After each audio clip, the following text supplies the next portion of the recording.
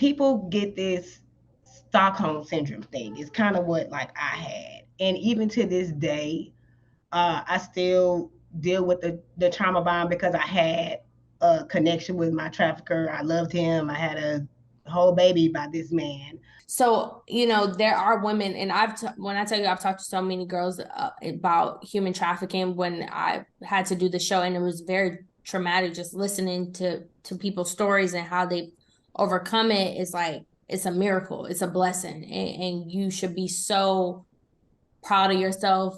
You know, it's a daily thing. Healing is not just an overnight thing.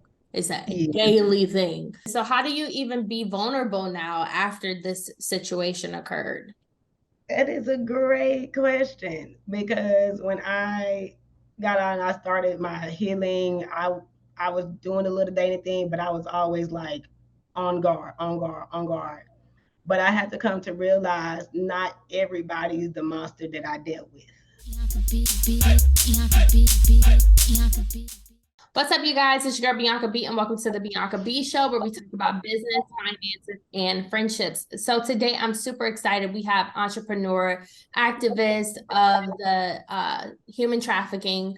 I'm super excited to talk with Dasia today because her story is just so impactful. The things that she's gone through is super sensitive, but she's overcome it.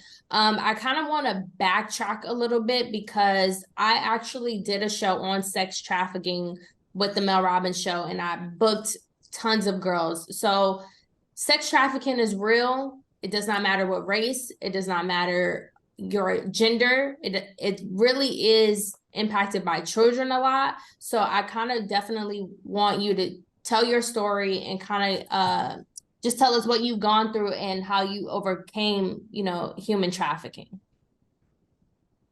Yeah. Well, I'm Dasia. I'm a mother here in Houston, Texas. I own a nonprofit organization called the Entity Haven. I support women and men who are, victims and have fell victim of the human trafficking industry. I fell victim into the human trafficking industry when I was 17 years old. I had a baby while I was in the industry by my trafficker. My child was one of the main things that really gave me the push to want to take the actual exit out of there. And I was able to, take the exit out of the industry in 2017. After that, I went through a phase of healing, getting to, meet my friends all over again and my family and rebuilding those relationships with my family and friends. Um, Going through what I went through was tough. I went through the abuse, I went through the manipulation and all those hard things. But I never did let any of it break me, which is why I'm here today. And my goal now, where I'm at now in life, is to help other women find the strength to be able to become independent, not feel like they have to be codependent on anybody else in order to make it in life, because that's where we at today. Yeah. And you know, you were so young, you were 17, and we've even seen in situations where people are even younger.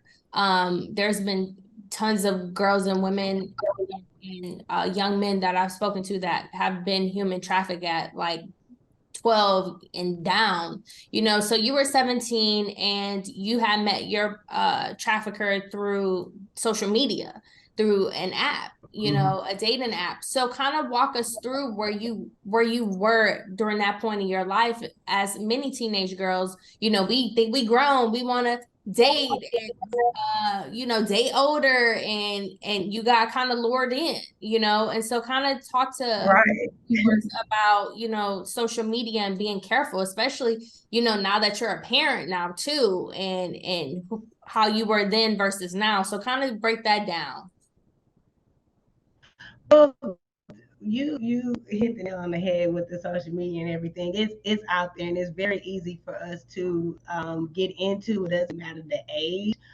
At the time when I was young, I was mentally and emotionally unstable. My childhood, I've been going through a lot as far as being raped, going through things with my family and things like that. So that outlet online was kind of like an what would you say, like a exit out of the reality that I was facing at home. It made it easy for me to be able to communicate with people that I was normally around every day. I was able to get an easy way out. And where I was in my life, I just wanted to make money. I just wanted to be something. I love singing. I love dancing, and being online was like so easy for me. It was so easy. I went on there, put my little information down, put some cute little pictures on there, and things started popping. There were no filters, there were no kind of like rules or regulations at the time to where there's like limits of who can talk to who. So I was it's hard talking about that because I right now the online is what's still affecting us to this day. Like a lot of the girls now, because of being arrested on Houston tracks, walking the streets and things, we're going straight online, whether it's through the online escort sites or strictly through the dating sites. Yeah.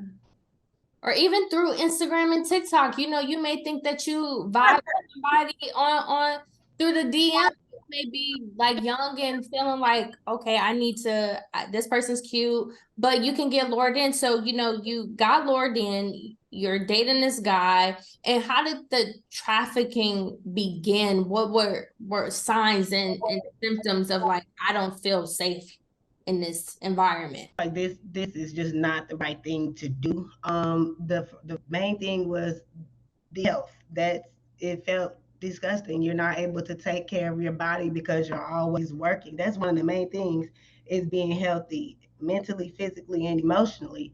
And being in that industry, that should be the main sign that it's probably not the best thing to because you're not able to take care of yourself, not able to go to the OB/GYNs and all that we can normally do in a normal life, like go to our doctor's appointments on certain days and keep up with a consistent doctor appointment schedule. We're not able to do that. Just the main thing is the health. Then the second thing is, and really should be the main thing is the fact that I had to realize that I can't give myself to anybody that is willing and able to just let me keep digging a deeper hole for myself. Traffickers don't care if we go to jail. Yeah, they'll bond us out, but they're not bonding us out because they actually love us.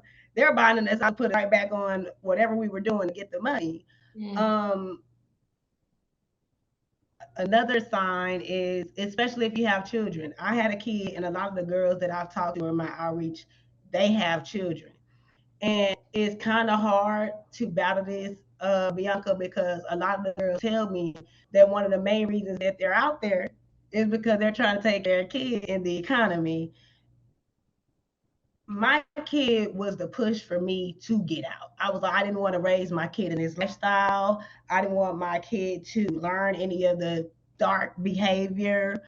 I didn't want my kid to see me in that light. Now, I don't judge anybody. If this is what you choose to do on your own, that's on you and how you live your life. But I know most people don't like to be seen in certain lights. I definitely don't want my kid to see me popping that poom poom online. I don't need that. I don't need him to see me making money transactions to sell myself. I don't need my kid to learn that behavior of having to sell yourself. We already do that enough with our regular jobs and things. So those are like my three main things: thinking about yourself, thinking about your health, and thinking about the people around you and the people that love you. And a lot of, like you mentioned earlier, a lot of girls, young girls, and even guys too. I've known a lot of men who get molested at a very young age, domestic violence, not within just them, but their mother, they're getting beaten and things like that. And so, when you got out of your situation and, ready for transformation and thank God you got out and you have a beautiful baby. What was your duty and, with your nonprofit, what is the vision now to help other people who may, go through something similar like you did? My mission is to guide them to a place where they can actually hustle, not in that sense a legal hustle. Of course, you getting your own business under your name, a legal business, going back to school, but you're in a safe place where you can do that if you don't want to specifically be at home. It's like I away from home, so I knew that wasn't the place I technically wanted to be. But I also know that I like to be in a place where I have space to grow. So that is my mission, to give the girls and in the future the men a place to grow, become young entrepreneurs, because everybody want to become something and everybody want to have their own business at this time. So I'm trying to be able to give them that, be able to give them the mental strength to always fight for themselves and always think about themselves first, because we people, we love and we care. I'm one of the main people. My family fuss at me, you care so much, you care so much, you care so much, but we do so much to where we're throwing ourselves out there and we're getting ourselves hurt. Always think about yourself. Like, that's what I want to teach them. Think about yourself before you get yourself locked up or hurt behind somebody that wouldn't even do half of it for you. Right. Trauma bonding is a real thing, and the repeated cycles in families are a real thing. Kind of talk to us a little bit about, trauma bonds.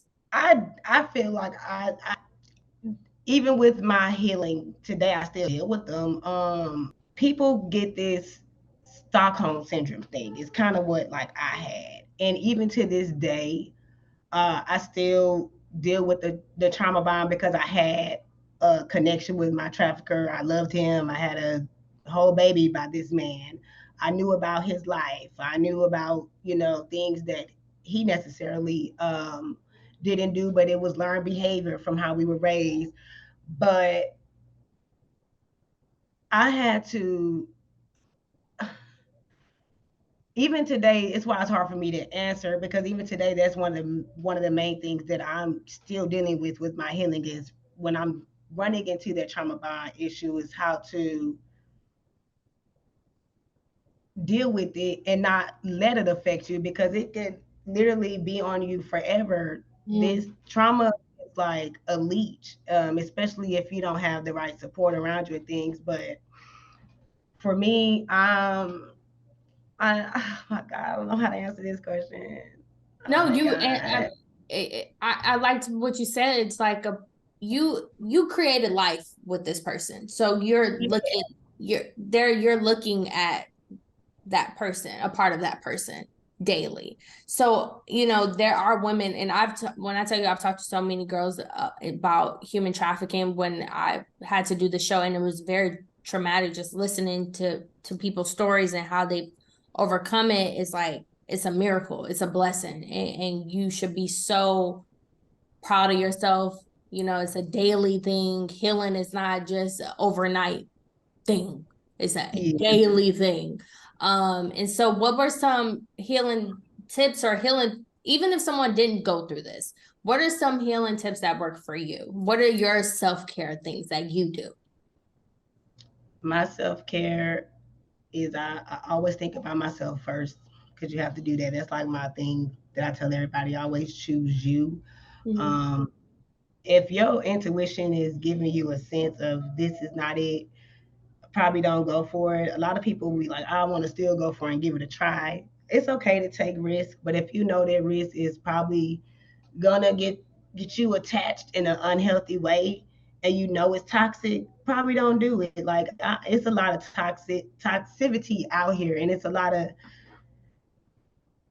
manipulation and stuff out here that will literally make you feel like, oh, I have to be this for somebody, whether it's a friend, a worker for a trafficker, whatever the case may be. Um, as far as my self care tip, I focus on myself. I focus on the things that I love to do. I journal. I take care of my family. If I have a business I want to open, I focus on their business and how I can help other people, as far as in a beneficial way per se, um, without it affecting me, helping them. Um, meditation is a big thing for me, because my mind is always racing. Yeah. That's why I talk fast, because it's always racing. I work from home. I have my kid. I'm always on the run doing stuff. But meditation and actually taking time to process your thoughts and actually love yourself, that's the only self-care tip I can really give, is literally meditating, giving your mind some time to slow down, because the game is fast and it will Yeah. keep that pace. Mm-hmm. And love yourself. And then it will help you deal with other people, because you're not going to allow other people to treat you how you know you like to be treated. Mm-hmm. And are you ever afraid sometimes when someone's too nice to you, while you're dating and things like that? Like, what are your intentions? So how do you even be vulnerable now after this situation occurred? That is a great question, because when I got on, I started my healing. I was doing a little dating thing, but I was always like on guard, on guard, on guard. But I had to come to realize not everybody is the monster that I dealt with. Mm, That also comes with judgment. Of course, have some sense of discernment, because you want to be discerning when you're dealing with people. But I don't I don't try to let past traumas affect the people that I meet in my future. If I get some of those same red flags or something, then that's different. I'm probably going to chunk deuces on that date. Probably don't see you the next one. You don't get a second date. You don't even get a phone call. Situations like that. But you're gonna going through trafficking.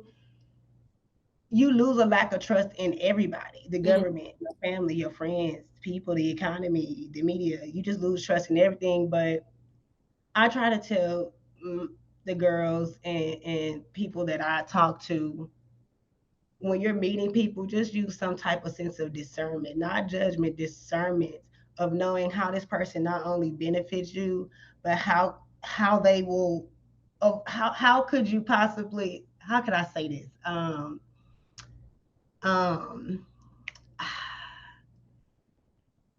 how they can help you grow. Like if you can't grow with somebody and you can't help them grow, that's probably not your friend or whoever you're trying to make them in your life.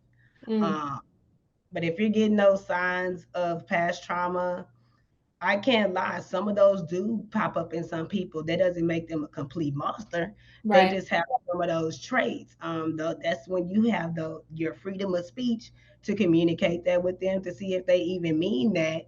And if they didn't mean it or something, then you go about it how you go about it. Yeah. The discernment and thinking about yourself and how it could affect you is like the only thing that I can say. And kind of tell people about, your nonprofit and, those young girls who may be at home and on social media and watch this interview and maybe teenagers, how can they, get help and support if they can't get it from their family? How can people go to, your website and kind of be a part of your nonprofit? Yes, so I'm on social media. My name is the Entity Haven. We do outreach on the internet, and we do plan on traveling to other different local spots, even out of state, since we're traveling now. But you can find my website online. I'm on Instagram at the Entity Haven on Instagram. I also have my partner, Nita Marie Angels. She's very awesome. She's more active out there because I'm handling some things with my family and my kid.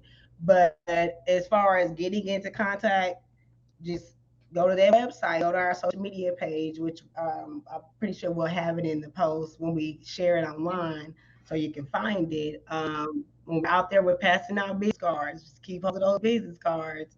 And there's also a human trafficking hotline number that you can call if there's an emergency. Bianca beat beat it, Bianca beat beat it, Bianca beat beat it, Bianca beat beat it, Bianca beat beat it, Bianca beat beat it, Bianca beat.